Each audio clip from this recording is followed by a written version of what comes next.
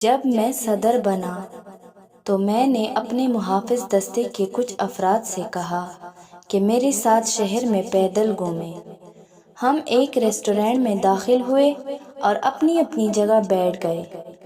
ہم میں سے ہر ایک نے اپنی پسند کا کھانا طلب کیا۔ جب ہم ویٹر کے کھانا لانے کا انتظار کر رہے تھے، میری نظر میرے سامنے بیٹھے ایک شخص پر پڑی جو وہیں اپنے طلب کردہ کھانے کا انتظار کر رہا تھا۔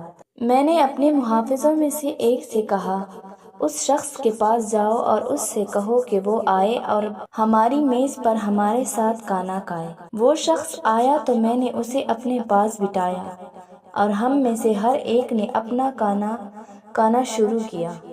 اس کی پیشانی سے پسینہ ٹپک رہا تھا اور اس کا ہاتھ کانپ رہا تھا۔ وہ کھانا منہ تک پہنچانے میں بھی قاصر تھا۔ جب سب نے کھانا کھا لیا اور وہ شخص چلا گیا تو میرے ذاتی محافظ نے مجھ سے کہا، ہمارے ساتھ بیٹھا ہوا وہ شخص بیمار نظر آ رہا تھا۔ اس کے ہاتھ کانپ رہے تھے اور وہ بہت تھوڑا سا ہی کھانا کھا سکتا تھا۔ تو میں نے اسے جواب دیا، نہیں، ہرگز نہیں، ایسا نہیں تھا جیسا تم سمجھے۔ یہ وہی شخص ہے جو اس تنہائی کی جیل کا محافظ تھا جس میں میں قید تھا، اور اکثر اوقات جب میرے ساتھ تشدد کیا جاتا تھا تو میں چلاتا اور تھوڑا سا پانی مانگتا تو یہ شخص آتا اور ہر بار میرے سر پر پیشاب کر دیتا تھا۔ اس لیے وہ اس خوف سے کانپ رہا تھا کہ کہیں میں اس کے ساتھ بھی ویسا ہی سلوک نہ کر دوں جیسا اس نے میرے ساتھ کیا تھا، اور میں اسے تشدد کا نشانہ بناؤں یا قید کر دوں۔ لیکن میرا اخلاق ایسا نہیں ہے، کیونکہ انتقام کی ذہنیت ایک قوم نہیں بناتی۔ نہیں، ہرگز نہیں، ایسا نہیں تھا جیسا تم سمجھے۔